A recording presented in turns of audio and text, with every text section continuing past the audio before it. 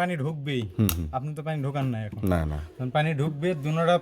Back ওয়াশে থাকবে, back ওয়াশে দোনোটা back ওয়াশে থাকবে। পানি আসলো আসলো এটা এই পানি সংযোগ দেওয়ার সাথে সাথেই অটোমেটিকলি পানি ঢুকবে, হ্যাঁ হ্যাঁ ঢুকে পানি ভরে যাবে, ভরে গেলে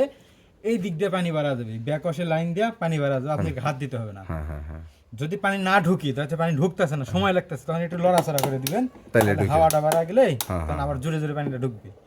আচ্ছা গেল, এটা ভরে গেলে ইন টোটালে তখন এই ময়লা পানি বাড়া যখন পানিটা ক্লিয়ার হয়ে যাবে, সাদা হয়ে যাবে পানি, ময়লা পানি বেড়া যখন শেষ হবে, এটা আগে দেওয়ার দরকার নেই, এটা আগে ক্লিয়ার করে নেবেন, টোটালি পরিষ্কার করে নেবেন। নেওয়ার পরে কি করবেন, মিডিলে দিবেন, দিলে এটাতে আবার ফার্স্ট লিনে দিলে কিছুক্ষণ ময়লা পানি বের হবে, ময়লা পানি বাড়া ইন টোটাল ক্লিয়ার হয়ে গেলে এটা ফিল্টারে দিবেন, পরে ফিল্টারে দিলাম।